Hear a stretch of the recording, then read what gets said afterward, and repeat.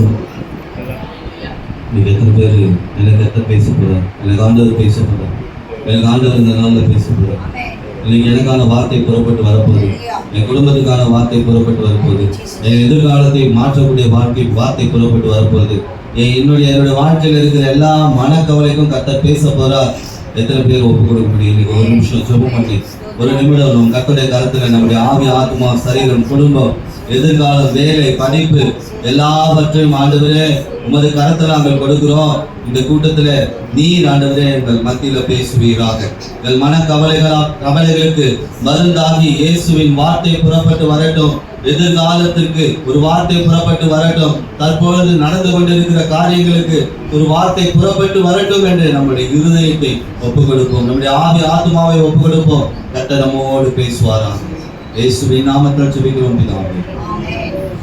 நாங்கள் கூட நாம் கர்த்தருடைய வார்த்தையா எத்தனை பேருக்கு நினைக்கிற காரியம் நடக்கணும், எத்தனை பேருக்கு நான் மனசுல ஒரு காரியத்தை நினைச்சிட்டு வந்திருக்கேன், நீ கர்த்தர் என்னோட பேசணும்னு ஒரு நிமிஷம் நினைச்சு பாருங்க. கடவுள் பேசுவார், கடவுள் பேசுவார். நிறைய பேர் சொல்ற ஒரு விஷயம் என்கிட்ட ஒன்னே ஒன்று தான், எனக்கே பேசின மாதிரி இருக்கு. எல்லாரும் அதே தான் சொல்றாங்க, எனக்கே பேசின மாதிரி இருக்கு. இன்னைக்கு ஒரு ஒரு தனிப்பட்ட ஒரு ஸ்திரீயுடைய வாழ்க்கையில நடந்த சம்பவம் என்ன, அதுல ஆண்டவர் என்ன செய்தார், நம் வாழ்க்கையில என்ன செய்ய போகிறார், இதை குறித்து நாம் தியானிக்க போகிறோம். எடுத்துக்கொள்வோம் மத்தேயு எழுதின சுவிசேஷம் 15ஆம் அதிகாரம் 22ஆம் வசனம். மத்தேயு 15ஆம் அதிகாரம் 22ஆம் வசனம்.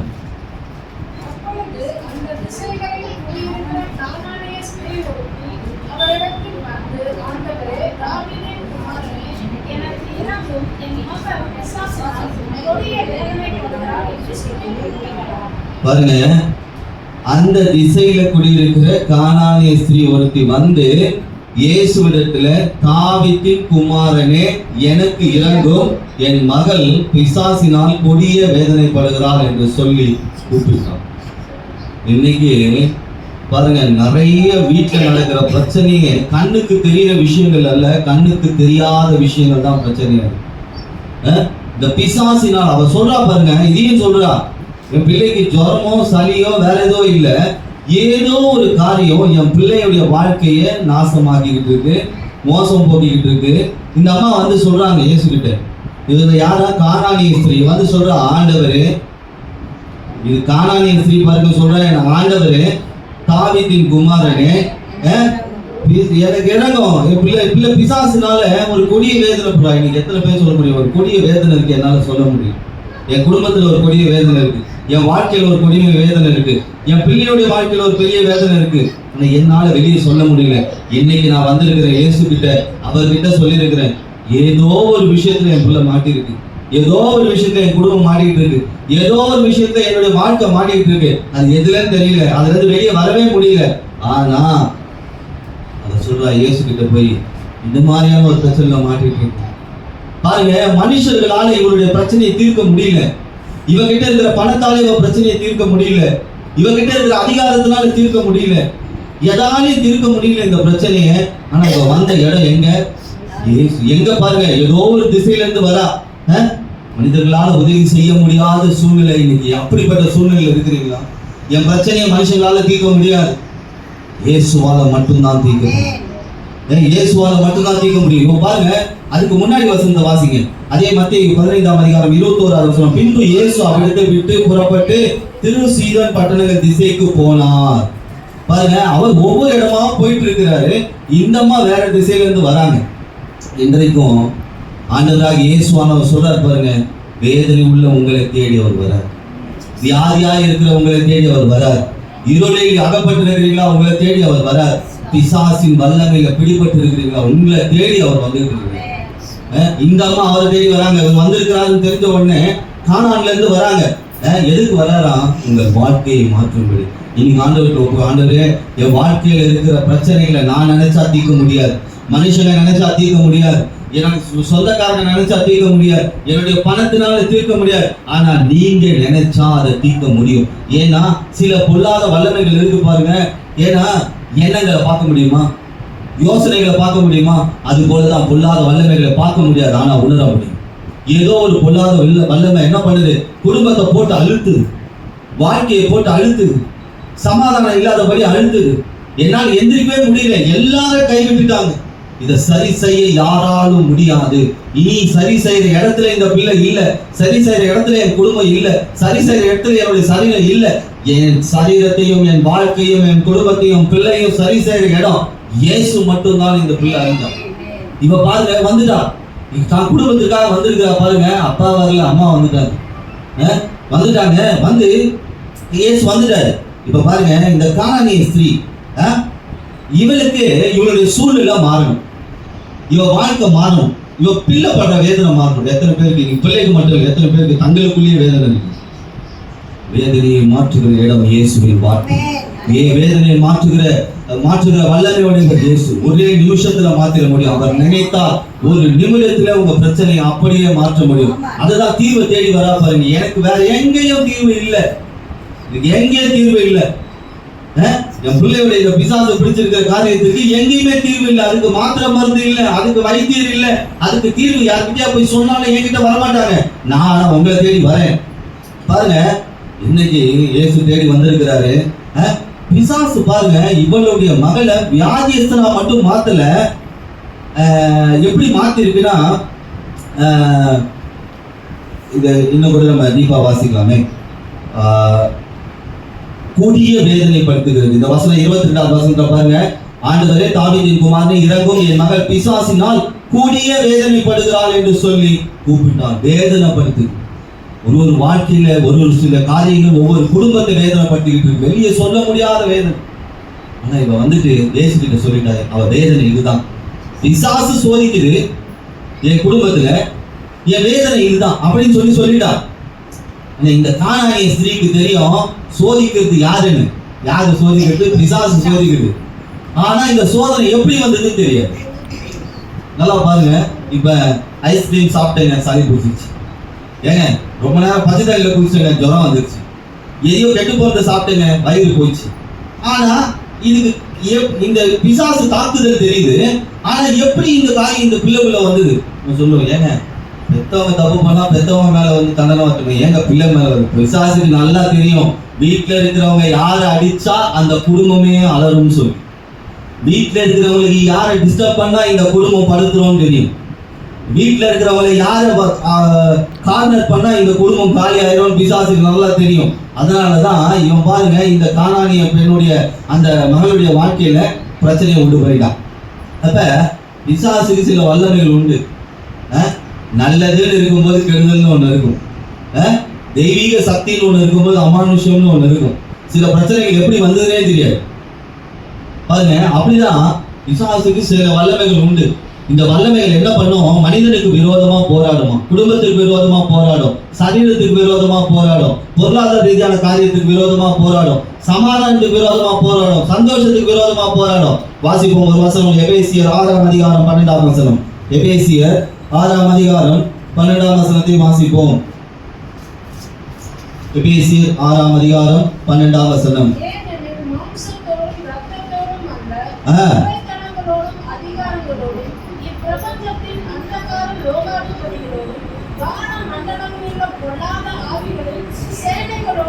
பாத்தீங்களா, மாம்சத்துல ரத்தத்துல மட்டும் இல்லைங்க, துரைத்தனங்களோடும் அதிகாரங்களோடும் இப்பிரபஞ்சத்தின் அதிகார லோகாதிபதிகளோடும் வான மண்டலங்களில் உள்ள பொல்லாத ஆவிகளின் சேனைகளோடும் போராட்டம் உண்டா. அப்ப நமக்கு கண்ணுக்கு என்னவோ தெரியலங்க, அப்படியே போன மாதிரி இருந்தது. சட்டுன்னு ஏதோ ஒண்ணு ஆயிடுச்சுங்க, அப்படியே போன மாதிரி போனாங்க. திடீர்னு பார்த்தா ஒரு மாதிரி பாதிக்கப்பட்ட மாதிரி வீட்டுக்கு வந்தாங்க அப்படின்னு சொல்லுவாங்க பாருங்க. இந்த மாதிரிதான் உலகத்துல நமக்கு கண்ணுக்கு தெரியாத வல்லமைகளோட சில போராட்டங்கள் உண்டு. அதை நாம எப்படி பார்த்துருந்தோம் தெரியுமா?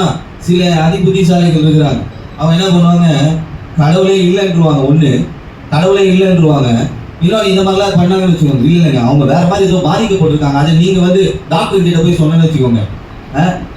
டாக்டர் படிப்புலயே ஒரு இது உண்டு, டெவில்ஸ் அட்டாக்னு சொல்றாங்க, டெவில்ஸ் ஸ்லாப்னு சொல்றாங்க. பேய் அறிஞ்சிருச்சுன்னு ஒரு இது உண்டா அவங்களுக்கு. பேய் அறிஞ்ச மாதிரி ஆயிட்டாங்க டாக்டர்ஸோட படிப்புல. எதையோ பார்த்து பயந்துரு. சில சொல்லுவாங்க பாருங்க, சிறு பிள்ளைகள் எதையோ பார்த்து பயந்துருச்சு, அப்படியே ஒரு மாதிரி ஆயிட்டாங்க. இதெல்லாம் இந்த மாதிரி பொல்லாத வல்லமைகளோட பிரச்சனை தான். அப்ப பாருங்க, இந்த பொல்லாத வல்லமை என்ன பண்ணலாம், ஒரு மனுஷனை எப்படி விழுகலாம் சுத்தி சுத்தி வருது. இந்த மாதிரி தெரியாது. எப்படி இந்த பிசாசு, இந்த பொல்லாத ஆவி எப்படி இந்த பிள்ளையை பாதிப்புக்குள்ள கொண்டு போச்சுன்னு இந்த அம்மாவுக்கு தெரியாது. ஆனா இந்த பிரச்சனைக்கு யாருக்கிட்டையும் தீர்வு இல்லை. இந்த பிரச்சனைக்கு யாரிடத்திலும் தீர்வு இல்லை. என் வாழ்க்கையில நான் என் சொந்தக்காரங்க கிட்ட போனா தீர்வு இல்லை, பக்கத்து வீட்டுக்காரங்க கிட்ட போனா தீர்வு இல்லை, என் கையில இருக்கிற பணத்தை வச்சு பிசாசே போ அப்படின்னா போவாரு. நான் ஏற்கனவே சொன்னதான், 1 கோடி ரூபாய் வச்சுட்டு ஒரு பிசாசு பிடிச்ச ஆளை வச்சுட்டு 1 கோடி ரூபாய் இருக்கு போன்னு சொன்னா போவாது. அதுக்கு பணமும் தெரியாது, ஒண்ணும் தெரியும். அது போலதான் பிசாசு போவாது. ஆனா இந்த அம்மா எங்க வந்துட்டாங்க, இங்க போனா அது போயிடும். அப்ப இன்னைக்கு வாழ்க்கையில் இருக்கிற தேவையில்லாத பிரச்சனைகள், போராட்டங்கள், மனக்கவலை இது எல்லாம் நம்ம விட்டு போனோம்னா நாம போக வேண்டிய இடம் தேவ சமூகம், கர்த்தருடைய இடம், அவர் வார்த்தை கிடைக்கிற இடம். அவர் ஒரு வார்த்தை சொன்னா போதும். நீங்க வேணா பாருங்க, இயேசு எல்லா இடத்துலயும் ஒரு வார்த்தையை பேசியிருப்பார். யார் சரி பண்றாமா இருந்தாலும் சரி, வியாதியஸ்தரை சரி பண்றாமா இருந்தாலும் சரி, பிசாசு பிடிச்சவரை சரி பண்றாமா இருந்தாலும் சரி, ஒரு வார்த்தையை பேசியிருப்பார். அதுதான் சரி, வார்த்தையை அனுப்பி வாதையை நீக்குவார்.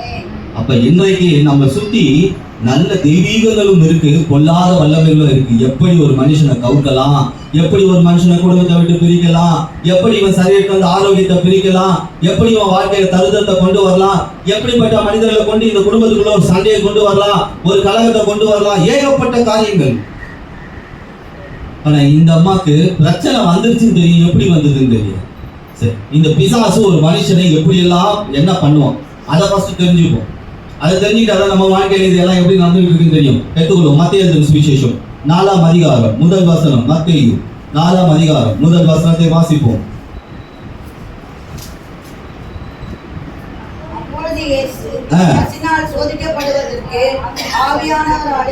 பாத்தீங்களா, பிசாசுடைய வேலையை சோதனையை கொண்டு வருவான், டெஸ்ட் வச்சுக்கிட்டே இருப்பான். ஒரு டெஸ்ட் முடிஞ்சா இன்னொரு டெஸ்ட், ஸ்கூல் மாதிரி. ஃபர்ஸ்ட் மீட்டம் முடிஞ்சா செகண்ட் மீட்டம், செகண்ட் மீட்டம் முடிஞ்சா குவார்டர்லி முடிஞ்சா ஆஃப் இயர்லி முடிஞ்சா ஆனுவல், டெஸ்ட் வச்சுக்கிட்டே இருப்பான். ஆனா நான் சொல்றேன், அவன் என்ன டெஸ்ட் வச்சாலும் பாஸ் ஆக்குகிற ஒரு இயேசு. அவரை பார்த்தா போதும், பாஸ் ஃபெயில் எல்லாம் பாஸா மாறிடும். அவன் பார்த்தாங்க சோதிக்கிறான். இப்ப இந்த அம்மா அப்படிதான் மாறிட்டு இருக்கிறாங்க. இந்த அம்மாவோட வாழ்க்கையில என்ன நடந்துகிட்டு இருக்கு, சோதனை. இன்னைக்கு எத்தனை பேரோட வாழ்க்கையில சோதனை இருக்கு. அந்த அம்மாவை பாருங்க, ஒரு ஒரு ஒரு குடும்பத்துல ஒருத்தர் மேல ஒரு சோதனை வந்தா போதும், அந்த குடும்பம் முழுவதும் அதனால் பாதிக்கப்படும். நான் இன்னைக்கு சொல்றேன், உங்க சோதனையை மாற்றுபடிதான் இயேசு வந்திருக்கு. எந்த சோதனையில வந்தாலும் சரி, இந்த சோதனையை நிச்சயமா நீங்க ஜெயிப்பீங்க. இந்த சோதனை ஜெயிப்பீங்க. சரீரத்துல சோதனை, குடும்பத்துல சோதனை, வாழ்க்கையில சோதனை, எல்லா இடத்துலயும் சோதனையா இருக்காண்டவரே. நான் சொல்றேன், இந்த பிசாசுடைய முதல் வேலை சோதனை. இந்த கானானிய பெண் வீட்டுல நடந்தது சோதனை தான். ஆனா டெஸ்ட் வச்சுட்டான் பிசாசு. ஆனா அதை ஜெயிக்க வைக்கிறவர் இயேசுவோட ரகசியத்தை அவர் அறிஞ்சிருந்தான். பிசாசு அப்ப முதலாவது என்ன பண்றான், சோதிக்கிறான். சோதிக்கிறது மட்டும் இல்ல பாருங்க, அது மட்டும் இல்ல. அதே மத்தேயு எழுதின சுவிசேஷம் 13ஆம் அதிகாரம், மத்தேயு 13ஆம் அதிகாரம் 37, 38, 39 வசனங்களை வாசிப்போம்.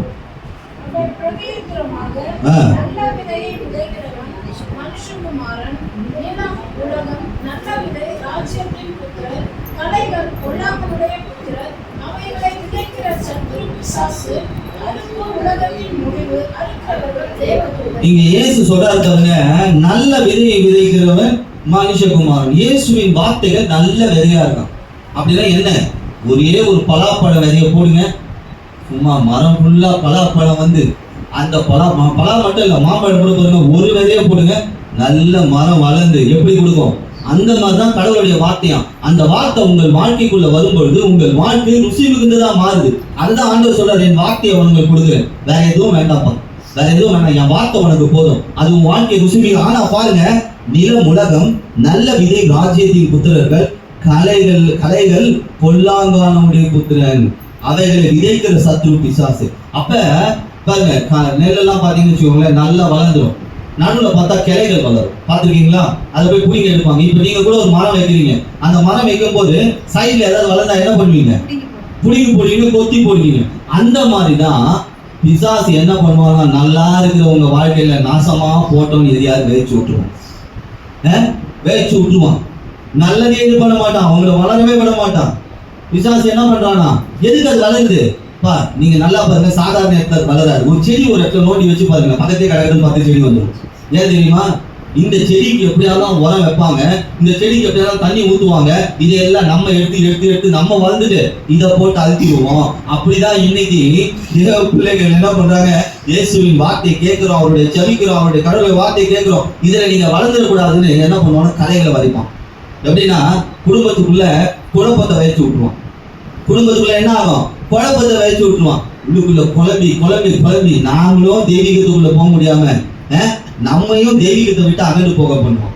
நம்மளுடைய காரியத்தெல்லாம் அவன் எழுதுவான். அப்ப பாருங்க, இப்படிப்பட்ட ஒரு நிலைமையில தான் அந்த கானானிய குடும்பம், அந்த பெண் இருந்தான்.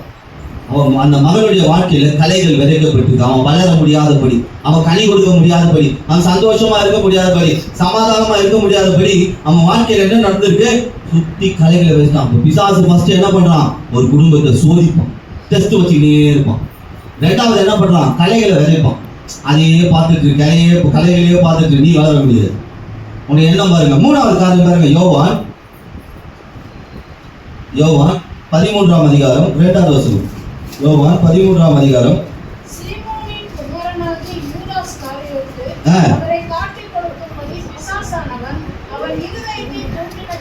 பாத்தீங்களா, பிசாசுடைய வேலை என்னமா, இருதயத்தை தூண்டி விடுது.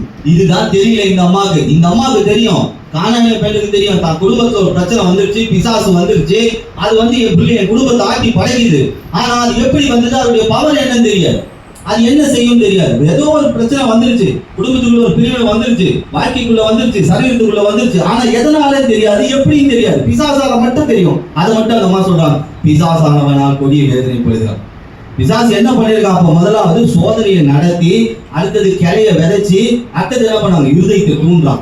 எப்படி தெரியுமா தூண்டுறான், உனக்கெல்லாம் சரியாகுமா, உனக்கெல்லாம் சரியாகாது, இவன் அவ்வளவுதான் வாய்க்க மாட்டான், இனிமே இது எழும்பாது, இனிமே இது வேலைக்கு போவாது, இனிமே இது படிக்காது, இனிமே இது உருப்படாது, இனிமே இது அந்த மாதிரி அப்படியே சொல்றது. அதுதான் இருதயத்தை என்ன பண்றது, தூண்டி விடுது. அது மட்டும் இல்ல, இருதயத்தை தூண்டுவான். நீ கோயிலுக்கு போய் என்ன ஆயிடுச்சு, நீ ஜெபம் பண்ணி என்ன ஆயிடுச்சு, சர்ச்சுக்கு போய் என்ன ஆயிடுச்சு, உனக்கு வாய்க்காதது வாய்ச்சிருச்சா. நிறைய பேருக்கு வாய்ச்சிருக்குங்க. நடக்காததெல்லாம் நம்ம சபையில் நடந்திருக்கு. நடக்காத விஷயங்கள் நம்ம சாட்சியா டிவியில பார்த்த விஷயங்கள்லாம் சர்ச்சில் நடந்திருக்கு. பாவம், அவங்க தான் ஆண்டவரை மறந்துட்டாங்க. ஆசீர்வாதம் இன்கமிங், இயேசு அவுட் கோயிங். அதாவது சுயநலத்துக்காக கடவுளை தேடுவது. எப்படி நாம எப்பயுமே இயேசுவை தேட கற்றுக்கொண்டால் என் வாழ்க்கை முடிவு பரிந்து என்ன பெறும். சோதனை வந்தாலும் அதை அவர் மாற்றுவார், வேதனை வந்தாலும் அது துக்கம் வந்தாலும் அது சந்தோஷமாய் மாறும். பாருங்க, இருதயத்தை தூண்டுவான். சர்ச்சுக்கு போனா ஆயிடுமா, சர்ச்சுக்கு போனா வாய்க்குமா, சர்ச்சுக்கு போனா வாய்க்காதா, இதெல்லாம் ஆகாது, நீ ஏன் போயிட்டு இருக்க, உனக்கே பிரச்சனை இவ்வளவு பெருசா இருக்கு. நான் சொல்றேன் பாருங்க, இதுவும் பிசாசின் தந்திரம். என்ன அந்த மாதிரி ஒரு சூழ்நிலை வரும்போது முதலாவது நாம் போய் கேட்க வேண்டியது கடவுளுடைய வார்த்தை. அதுக்குள்ள போயிடணும். அடுத்தது கூட வாசிப்போமே, லூக்கா 8ஆம் அதிகாரம் 12வது வசனம். லூக்கா 8ஆம் அதிகாரம் 12வது வசனம் வாசிங்க.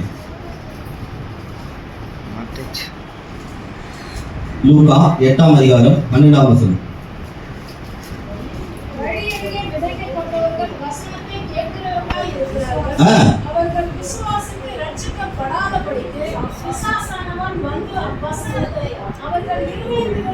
அடுத்தது பாருங்க, சர்ச்சைக்கு வரோம், கடவுளுடைய வார்த்தையை கேட்கிறோம், இந்த வார்த்தையை ஆசீர்வதிக்கும் போது எல்லாம் ஓகே.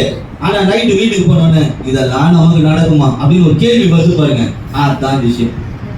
பிசாசுடைய தந்திரம் என்ன பார்த்தீங்களா, ஒரு கேள்வி கொண்டு வருவான்.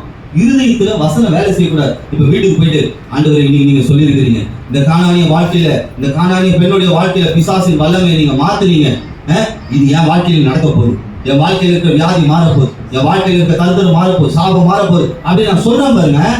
அது விசுவாசம், அது என்ன மாத்திடும்.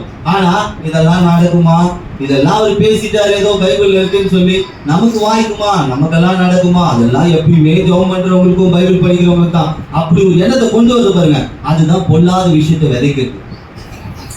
பாருங்க, இப்படிப்பட்ட பிரச்சனையில தான் இந்த குடும்பம் மாறிட்டு இருக்கு.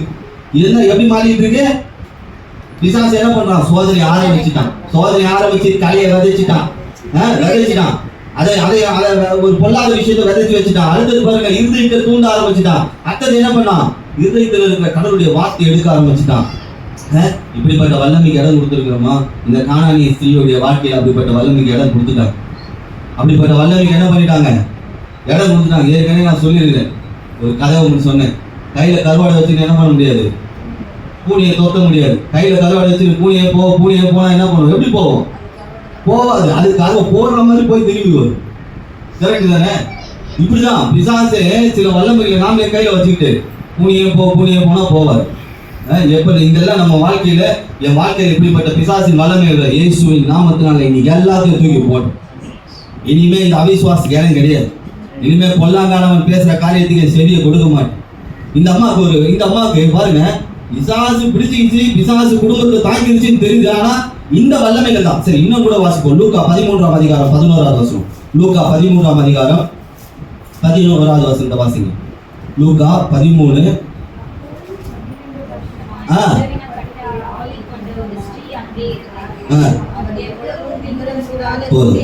பாத்தீங்களா, பிசாசுடைய தாக்குதல் பாருங்க. 18 வருஷம் பலவீனம், வாழ்க்கை நிமிரவே முடியாத அளவுக்கு வளர்ச்சி வச்சுட்டான் பிசாசு. எப்படிலாம் தாக்கலாம் பாருங்க. இந்த மாதிரி ஏதோ ஒரு பிரச்சனை தான் இந்த பிள்ளைக்கு என்ன இருக்கு வந்து நின்றுச்சு. குடும்பமே வளர்ச்சி போயிருக்கு. வருஷக்கணக்கா பலவீனம், வருஷக்கணக்கா போராட்டம், வருஷக்கணக்கா நிமிர முடியல. இந்த கொல்லாத வல்லமைகளுக்கு நாம் இடம் கொடுத்திருக்கிறோமா? பாருங்க, இந்த கானானிய ஸ்திரீக்கு தெரியல என் பிள்ளை எப்படிப்பட்ட பிசாசு பிடிச்சி வச்சிருக்குன்னு சொல்லி. அதனாலதான் ஒரே தீர்வு, என்கிட்ட தீர்வு இல்லை ஆண்டவரே. என்கிட்ட இருக்கிற பணத்தினால தீர்வு கிடையாது, என் பக்கத்துல வீட்டுல இருக்கவங்களால தீர்வு கிடையாது, என் சொந்தக்காரங்களால தீர்வு கிடையாது.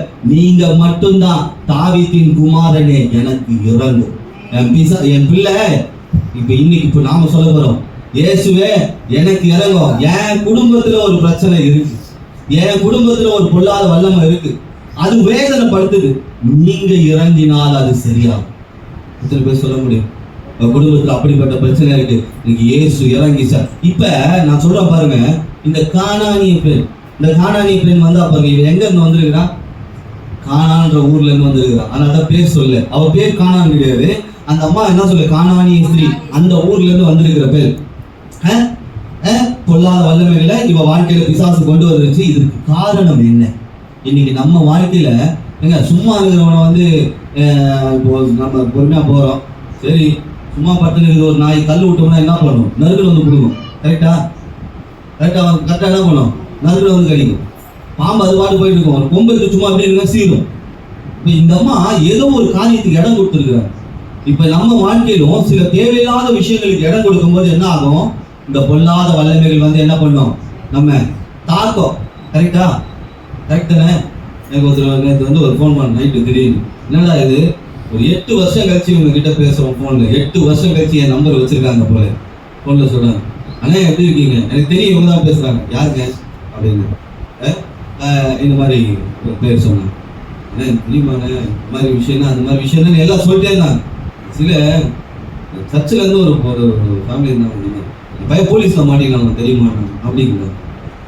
சரிங்க, நல்லது, நான் ஜெபம் பண்ணிக்கிறேன். இந்த மாதிரி அடி அடிச்சு போட்டாங்க போலீஸ்ல, ஏதோ பார்த்து ஏதோ போனா போதுன்னு விட்டுட்டு இருக்கிறாங்க. பாருங்க, எதுக்கு நான் இதை சொல்ல வரேன் தெரியுமா? இந்த இயேசுக்குள்ள இருக்கிற வரைக்கும் பிரச்சனை இல்லை, வெளியே போன பிறகு என்ன ஆயிடுச்சு? பொல்லாத வல்லமைக்கு இடம் கொடுத்துட்டாங்க. பொல்லாத வல்லமைக்கு இடம் கொடுத்ததுனால அதை கொண்டு போய் எங்க நிறுத்திச்சு பாருங்க. இந்த பையன் இப்படிலாம் பண்றான்னு உங்களுக்கு நீங்க இதுக்காக ஜெபம் நான் ஜெபம் பண்ற இடத்துல நான் இல்லைம்மா. இப்ப என் இடத்துல இருக்கிற வரைக்கும் நான் ஜெபம் பண்ணேன். இப்ப எந்த இடத்துக்கு போறாங்களோ அவங்க தான் ஜெபம் பண்ணணும். அந்த ஆத்மாவுக்கு நான் உத்தரவாதம் கிடையாது, என் போக்கஸ்ல இருக்கிற வரைக்கும் எனக்கு பிரச்சனை கிடையாது. நான் சொன்ன பாருங்க, பொல்லாத வல்லமை. அது மாதிரிதான் இந்த அம்மா என்ன பண்ணிருக்கிறாங்க? சில பொல்லாத வல்லமைக்கு இடம் விட்டுருக்கிறாங்க. பொல்லாத வல்லமைக்கு என்ன பண்ணிருக்கிறாங்க? அது காரணம் என்ன? இந்த அம்மா இருந்த இடம் என்ன? அதான் நான் சொன்ன பாருங்க, கருவாட்டை கையில வச்சுக்கின்னு புனிய போனா எப்படி போவோம்? அந்த மாதிரிதான் சில கருவாடு கையில இருக்கு இந்த அம்மா கையில. அதனால்தான் கானான் வாழ்க்கை. இப்ப எப்படின்னா, என்னதான் வேர்ல்டு கிளாஸ் 1 லட்ச ரூபா 2 லட்ச ரூபா சென்ட் போட்டுன்னு போயிட்டு நல்ல காசிமேடு மார்க்கெட்ல ஒரு 2 மணி நேரம் உட்காருங்க, என்ன ஆகும்? நம்ம ஸ்மெல் வாசனை வராது. வீட்டுக்கு வந்தவொடனே எந்த இடத்துக்கா போயிட்டு வந்த அப்படின்னு கேட்பாங்க. அந்த மாதிரிதான் இந்த அம்மாவுடைய வாழ்க்கை என்னவாயிருக்கு? கெட்டு போயிருக்கு. இருந்த இடம் அப்படி.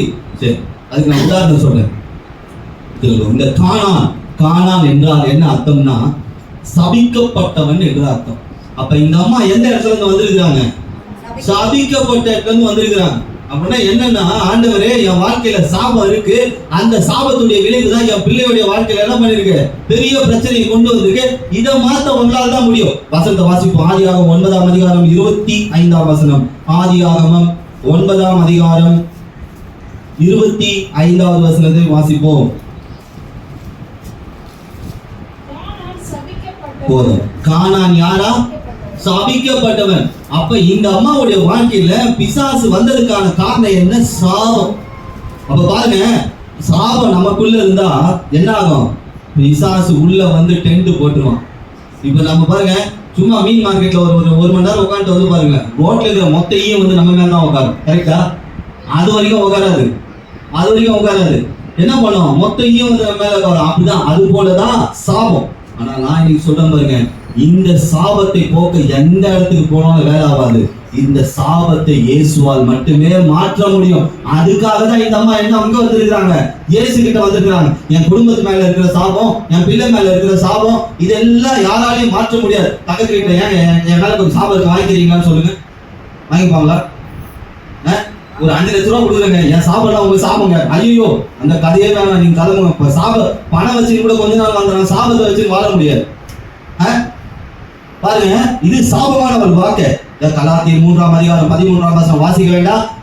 கிறிஸ்து இயேசு சாபமாகி நம்முடைய சாபத்தை நீங்களாக்கி மீட்டுக் கொண்டார் என்று சொல்லப்பட்டது. அப்ப பாருங்க, இவருக்கு தெரிஞ்சிருந்தது, என் வாழ்க்கையில என் பிள்ளையுடைய வாழ்க்கையிலும் ஒரு பிசாசு, ஒரு அசுத்த வல்லமை வந்து கிரியை செய்து, இதுக்கு காரணம் ஏதோ ஒரு சாபம் இருக்கு. இந்த சாபம் போகணும்னா எனக்காக மரிக்கிற இயேசு அவர்கிட்ட போனா என் சாபம் மாறிடும். இன்றைக்கு நமக்காக இயேசு சிலுவை எடுத்திருக்கிறார். அவருடைய ரத்தத்தினாலே நம்முடைய சாபத்தை என்ன பண்ணிருக்கிறார்? கழுவி இருக்கு. பாருங்க, இந்த அம்மாவுக்கு தெரிஞ்சிருக்கு. என்ன தெரிஞ்சிருக்கு? என் சாபத்தை போக்கக்கூடிய ஒரே இடம் இயேசு. அப்ப இந்த கானான் என்றால் முதலாவது சாபம். இரண்டாவது சொல்றேன் பாருங்க, இந்த கானான் என்றால் ஆதியாகமம் 9ஆம் அதிகாரம் 26வது வசனம். ஆதியாகமம் 9ஆம் அதிகாரம் 26வது வசனம்.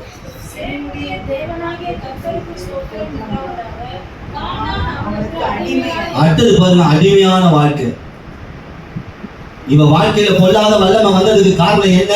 பொல்லாத வல்லமைகள் என்னன்னு சொன்னேன். என்னடா சொன்னேன்? இந்த பொல்லாத வல்லமை சோதிக்கும், அடுத்தது என்ன பண்ணும்? தலைகளை விதைக்கும், அடுத்தது என்ன பண்ணும்? இருதயத்தை தூண்டும், அடுத்தது கடவுளுடைய வார்த்தை எடுத்துட்டு போயிடும், அடுத்தது பலவீனப்படுத்தும், அப்புறம் வளைக்கும். இதெல்லாம் சோதனை. ஆனா இந்த சோதனை வந்ததுக்கு காரணம் என்ன? வாழ்க்கையில இருந்த சாபம். அடுத்தது என்ன? அடிமைத்தனம். இன்னைக்கு அடிமைத்தனம் இருக்கிறோமா? கணவனுடைய வாழ்க்கை அடிமையான வாழ்க்கை. எதுக்குலாம் அடிமையா இருக்கிறீங்க? சிலர் மனிதர்களுக்கு அடிமையா இருக்கிறாங்க, சிலர் என்ன பண்றாங்க? வீட்டுக்கு அடிமையா இருக்கிறாங்க, சிலர் பணத்திற்கு அடிமையா என்ன பண்றாங்க? பிசாசின் வல்லமைகளுக்கு அடிமையா மாறிடுறாங்க. அடிமைத்தனம். இப்ப என்றைக்கு இந்த அடிமைத்தனம் மாறணும்? என் குடும்பத்துல ஒரு அடிமைத்தனம் இருக்கு, இந்த அடிமைத்தனம் மாறணும்னா நான் எங்க வரணும்? இந்த அம்மா எங்க வந்தாங்க? இயேசுகிட்ட வந்தாங்க. வந்து என்ன சொன்னாங்க? தாவீதின் குமாரன் எனக்கு இறங்கும். ஏன்னா எனக்கு என் குடும்பத்துல பிசாசு கிரியை செய்யுதுன்னு தெரியும், ஆனா அந்த பிசாசுடைய வல்லமை என்னன்னு தெரியாது. ஆனா எனக்கு இந்த பிசாசு சோதனை எப்படி வந்தது? நான் எங்க இருந்து வந்திருக்கிறேன்? பாவத்துல இருந்து வந்திருக்கிறேன். அடுத்து நான் எப்படி இருக்கிறேன்? அடிமையா இருக்கிறேன். இயேசு ஆராதிக்க முடியாதபடி, இயேசு வணங்க முடியாதபடி, அவருடைய கடவுளுடைய வார்த்தை கேட்க முடியாதபடி அடிமையா இருக்கிறேன். இதை ஒப்பு கொடுத்து ஆண்டவருக்கு. மூன்றாவது பாருங்க, சங்கீதம் 106 37 38 39. சங்கீதம் 106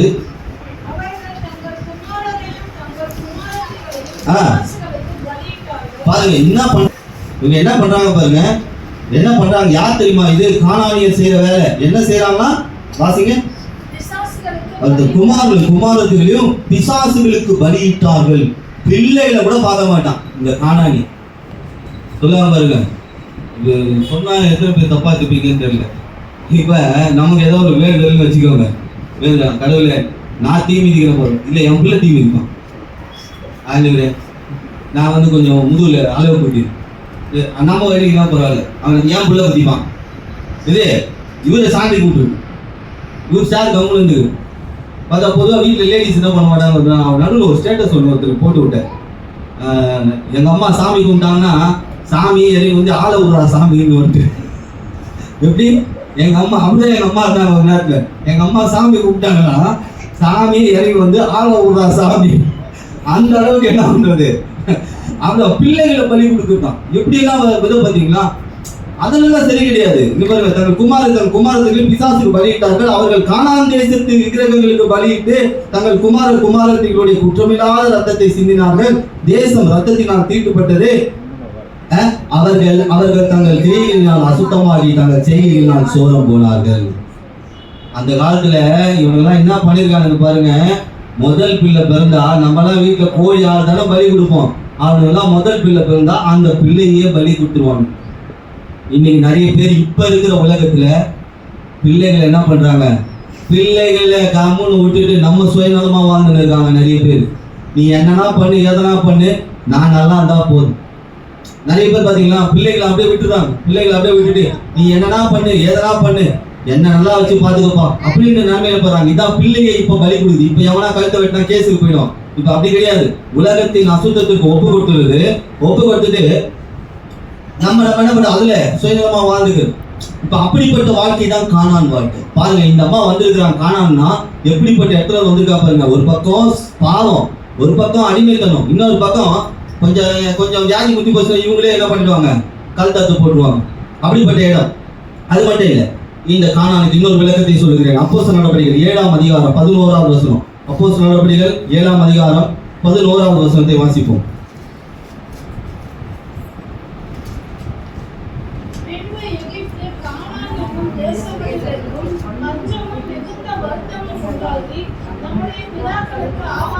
எப்படிப்பட்ட இடமா தெரியுமா இந்த கானான்? பஞ்சமான இடம். பஞ்சமான இடம். அது மட்டும் இல்ல, வருத்தம் இருக்கிற இடம். இந்த அம்மா அப்ப எங்க வந்திருக்கிறாங்க பாருங்க. அவன் பிள்ளைக்கு ஏதோ ஒரு பொல்லாத பிசாசு பிடிச்சு ஆட்டுதுன்னு தெரியுது. அதுக்கு தீர்வு எங்கேயும் இல்லை. இந்த அம்மா முடிவு பண்ணிட்டாங்க, என்கிட்ட இருக்கிற பணத்திலையோ அதிகாரத்திலையோ என் கூட இருக்கிற நண்பர்களாலையோ யாராலையும் தீர்வு கிடையாது, சொந்தத்தினாலையோ. இயேசுதான் வந்துட்டாங்க. அந்த வல்லமை எப்படிப்பட்ட வல்லமை தாக்குது, பிசாசின் வல்லமை நம்ம பார்த்தோம். ஆனா இந்த அம்மா எப்படிப்பட்ட இடத்துல இருந்திருக்காங்க? பாவமான இடம். இரண்டாவது அடிமைத்தனமான இடம். மூன்றாவது தங்கள் பிள்ளைகளே பலியா கொடுக்கிற இடம். நாலாவது பாருங்க, பஞ்சமான இடம். இப்ப இன்றைக்கு இன்னைக்கு நிறைய பேர் கானானுடைய வாழ்க்கை வாழ்ந்துட்டு இருக்காங்க. கடவுளுடைய வார்த்தை கிடைக்காத பஞ்சம், ஜப ஜீவியம் இல்லாத பஞ்சம், அதே போல சபைக்கு வர முடியாத பஞ்சம். இதெல்லாம் இருந்தா இந்த கானானிய ஸ்திரீ போலதான் நம்ம வாழ்க்கை மாறிடும். நம்ம வாழ்க்கையில என்ன பண்ணிடும், ஆஹா இவன் சரியில்லைப்பா, இவ வாழ்க்கையில் நம்ம போய் என்ன பண்ணிடலாம், ஆட்டோமேட்டிக்கா ஏதாவது ஒரு காரியத்தை உண்டு பண்ணி கொஞ்சம் பிசாசு பாருங்க ஒரே நாள்ல செய்ய மாட்டான். பிசாசு அசுத்தாவின் வல்லமைகள் ஒரே நாள்ல நடக்காது. நல்ல பிளான் பண்ணி கரெக்டா கொஞ்சம் கொஞ்சமா பலவீனப்படுத்தி அவங்களை கொண்டு போய் என்ன பண்ணிட்டோம், பொல்லாத வல்லமையில மாட்டி விட்டுரும்.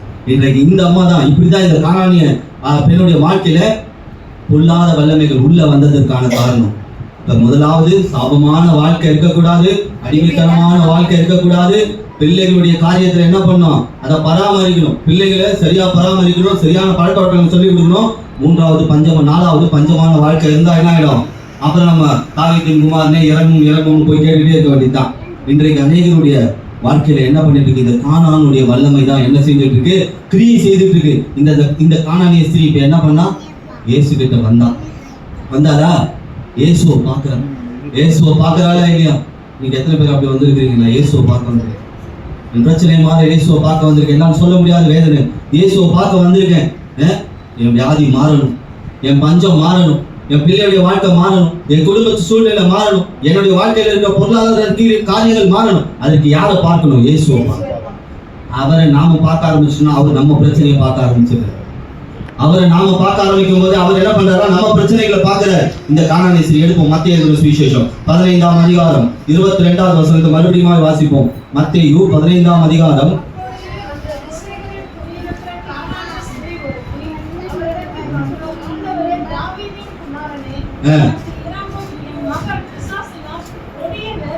அடுத்தது பாருங்க, பிசாசினால் தாக்கப்பட்டான் சொன்னவர் அடுத்தது இன்னொன்னு சொல்றார், கொடிய வேதனைப்படுகிறார். எத்தனை பேர் கொடிய வேதனைப்படுறீங்க? வேதனையில ரொம்ப பெரிய வேதனை தான் கொடிய வேதனை. கொஞ்சம் யோசிச்சு பாருங்க, எத்தனை தாய்மார்கள், எத்தனை தகப்பன்மார்கள் பிள்ளைகளை குறித்து கொடிய வேதனைப்பட்டிருக்கீங்க, வாழ்க்கையை குறித்து கொடிய வேதனை. இப்ப சொல்றா பாருங்க, கொடிய வேதனை வாழ்க்கையில எது தெரியுமா கொடிய வேதனை? 1 யோவான் 4ஆம் அதிகாரம் 18ஆம் வசனம் இப்படியாக சொல்லுகிறது, பயம் வேதனை உடையது. இப்ப சொல்றா கொடிய வேதனை பண்றதா, நான் பயங்கரமா பயந்து போயிருக்கேன். எதால? என் பிரச்சனைகளை பார்த்து நான் பயந்து போயிருக்கேன். என் பிரச்சனைகளை என்ன பண்ணுது, பயமுறுத்துது. என் வியாதி என்ன பயமுறுத்துது. என் வாழ்க்கையில நடந்துட்டு இருக்க பொல்லாத வல்லமைகள் என்ன பயமுறுத்துது. நீ எத்தனை பேர் அப்படி சொல்ல முடியும்? எந்த பயத்துல வந்திருக்கிறீங்க? தெய்வீக பயம் நமக்கு பக்தி விருத்தியை கொண்டு பண்ணும். பொல்லாத வல்லமைகளுக்கு பயப்படக்கூடிய பயம் கண்ணியை வர வைக்கும், பிரச்சனைகளை வர வைக்கும். இன்றைக்கு இவ சொல்ல வந்தது என்னன்னா பாருங்க, கொடிய வேதனைப்படுகிறார் என்று சொல்லி கூப்பிட்டால், அப்ப இங்க இந்த இடத்துல பயமானது வேதனை. அதே மத்திய எழுதின சுவிசேஷம் 8ஆம் அதிகாரம் 6வது வசனத்துல வியாதி வேதனையுடையது என்று சொல்லப்பட்டது. அப்ப 2வது வேதனை எது? வியாதி. இப்ப வியாதி என்னவா? பயங்கர வேதனை. வியாதியில 2 இருக்குங்க. ஒண்ணு மனவியாதி, இன்னொன்னு சரீர வேதனை. எத்தனை பேருக்கு இப்படிப்பட்ட வியாதி இருக்கு? ஒண்ணு மனவியாதி இருக்கு, இன்னொன்னு சரீர வியாதி இருக்கு. இதுதான் அவர் சொல்றான்.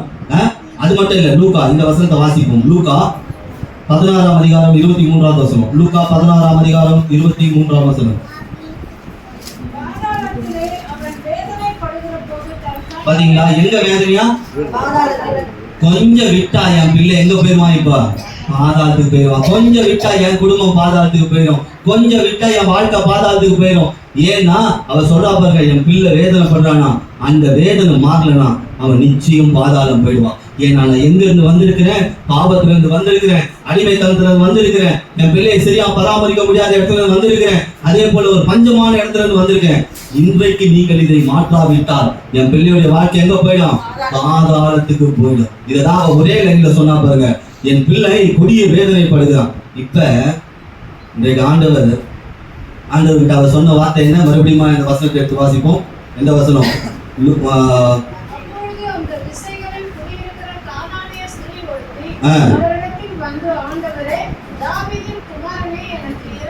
என்ன சொன்னா? இப்ப இந்த ஒரு வார்த்தையை வச்சு நம்ம மனசுல சொல்றோம், ஆண்டவரே எனக்கு இறங்கும், என் சூழ்நிலையில நீங்க இறங்கும், என் சூழ்நிலையில நீங்க இறங்கும், என் வியாதியில நீங்க இறங்கும், என் போராட்டத்துல நீங்க இறங்கும், என் கவலையில நீங்க இறங்கும்.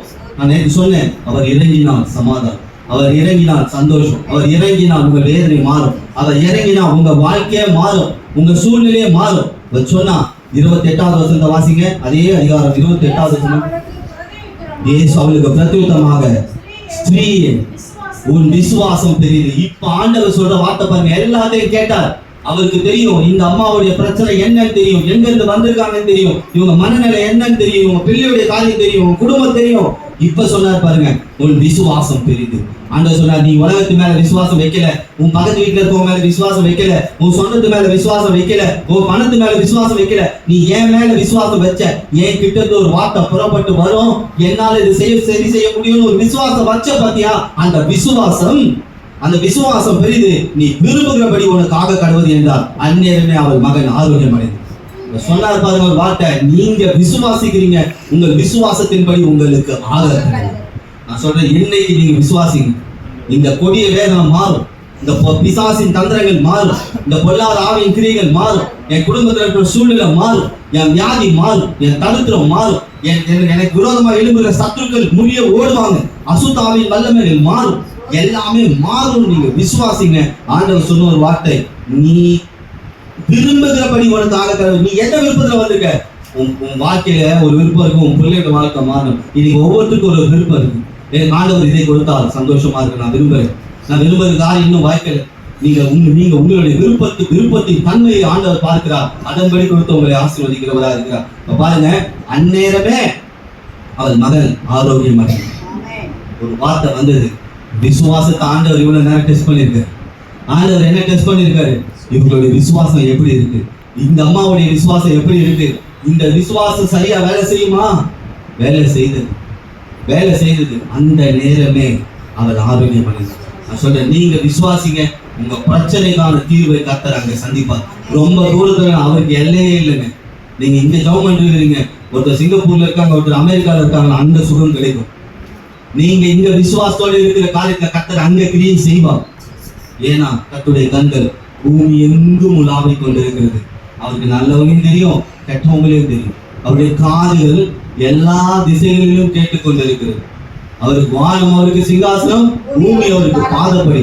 ஆகையால இந்த பூமியில இருக்கிற நாம இன்னைக்கு ஆண்டவர்களை ஒப்பு கொடுப்போம். இன்னைக்கு ஏதோ ஒரு சூழ்நிலையில வந்திருக்கிற ஆண்டவர் நம்ம எழுந்து நிற்போம். ஒரு சிலருக்காக நாம் ஜெபிக்க போகிறோம், ஜெபித்து பிருந்தாவை உமது கருத்துல ஒப்பு கொடுக்கிறோம். தகப்பனே, இந்த தாய் இந்த நாள்ல வந்திருக்கிறார்கள். இந்த மகளுடைய வேதனை மாற்றுபடி, இந்த மகளுடைய சரீரத்தில் ஒரு பலன் உண்டாக வேண்டும், இந்த மகளுடைய வாழ்க்கையில ஒரு பெரிய வெளிச்சம் உண்டாக வேண்டும், இப்பொழுது பார்க்கிற இருள் மாற்றப்பட வேண்டும் என்று விசுவாசத்தோடு வந்திருக்கிறார்கள். ஆண்டவரே, இயேசு சொன்ன ஒரு வார்த்தை, உன் விசுவாசத்தின்படி உனக்கு ஆக கடவுது. இந்த குடும்பத்தின் விசுவாசத்தின்படி இந்த மகள் தெய்வீக சுகம் அடைவாள் என்று நாங்கள் ஜெபிக்கிறோம். பழையபடி இந்த மகள் எழுந்து ஓட, மறுபடியும் பள்ளிக்கூடம் செல்ல கர்த்தர் இந்த மகளுடைய கரத்தை பிடித்திருக்கிறேன். ஒரு தெய்வீக சுகம் இந்த மகள் மேல் உண்டாகும். அது சீக்கிரத்தில் இந்த மகளுடைய உபத்திரவம் மாறும். கர்த்தர் இந்த குடும்பத்தின் ஆண்டவர் சூழ்நிலையை மாற்ற போவதற்காக நன்றி. இனி மாற்றி இந்த பிள்ளை எழும்ப நிற்க செய்வீராக. இந்த நேரத்திலும் ஆண்டவரே, நாங்கள் ஆண்டவரே ஒவ்வொரு தேவ பிள்ளைகளுக்காக உங்களுடைய சமூகத்துல வருகிறோம். அம்பிகாமாவை கர்த்தர் ஒப்பு கொடுக்கிறோம். தகப்பனே, இந்த சரீரத்துல தொடர்ச்சியா இந்த நரம்பு மண்டலங்கள்ல ஏற்பட்டிருக்கிற பிரச்சனைகள், போராட்டங்கள் இயேசுவின் நாமத்தினால இந்த நரம்பு மண்டலங்கள்ல இருக்கிற காரியங்கள் மாற்றப்படுவதாக. ஆண்டவர், அந்த கால் கை பகுதியில் வருகிற இழுப்புகள் மாற்றப்படுவதாக. ஆண்டவரை, சிந்தனை குழப்பக்கூடிய காரியங்கள் மாற்றப்படுவதாக. பயமும் திகிலும் இந்த சரீரத்தை விட்டு அகன்று போகட்டும். இயேசுவே என் சரீரத்தை மகிமைப்பட்டு கொண்டிருக்கிறார். அவருடைய வல்லமை எனக்குள் பூர்ணமாய் கிரியை செய்து கொண்டிருக்கிறது. அவருடைய கரம் என்னை தொட்டு கொண்டிருக்கிறது என்ற ஒரு வல்லமை ஆண்டவரே இவருடைய இருதயத்தில் இருக்கட்டும். தெய்வீக சுகம் உண்டாவதாக என்று நான் ஜெபிக்கிறோம்.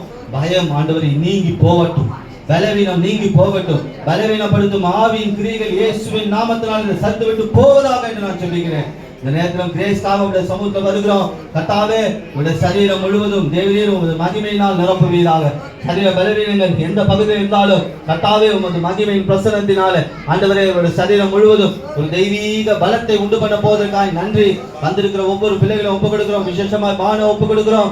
சகோதரியை மெர்சியாக தெரிந்து கொண்டு இப்பொழுதும் வியாதியின் படுக்கையில் இருக்கிற மகளுக்கு அநேக செலவுகள், சரீர பிரகாரமான போராட்டங்கள், மன குழப்பங்கள் இயேசுவின் நாமத்தினால ஆண்டவரே, மகளுடைய சரீரத்தில் இப்போது தெய்வீக சுகம் வருவதாக என்று நாங்கள் ஜெபிக்கிறோம். வியாதியின் படுக்கை மாற்றப்படட்டும். வந்திருக்கிற ஒவ்வொரு பிள்ளைகளுடைய வாழ்க்கைக்காக பேசியிருக்கிறேன். ஒவ்வொரு குடும்பத்திலும் பிள்ளைகள் இருக்கிறார்கள். ஒவ்வொரு குடும்பத்திலும் போராட்டங்கள், பிரச்சனைகள், நிந்தனைகள், அவமானங்கள், பிசாசின் தந்திரங்கள், கண்ணுக்கு தெரியாத வல்லமைகளோடு ஒரு போராட்டங்கள் காணப்படுகிறது. ஆனாலும் தேவரீர் இந்த நாளில் பேசியிருக்கிறேன். உன் பிரச்சனையை மாற்றும்படி நான் கடந்து வந்திருக்கிறேன். உன் வியாதியை மாற்றும்படி நான் கடந்து வந்திருக்கிறேன். உன் போராட்டத்தை மாற்றும்படி நான் கடந்து வந்திருக்கிறேன். பிசாசின் வல்லமையில பிடிபட்டு இருக்கிற உன் குடும்பத்தை விடுவிக்கும்படி நான் கடந்து வந்திருக்கிறேன். உலகம் கொடுக்கிற சமாதானம் அல்ல, என்னுடைய சமாதானத்தை நான் தருகிறேன் என்று சொன்ன தெய்வம் இந்த நேரத்தில் வந்திருக்கிற பிள்ளைகளுடைய வாழ்க்கையில ஒரு பெரிய சமாதானத்தை தருவீராக.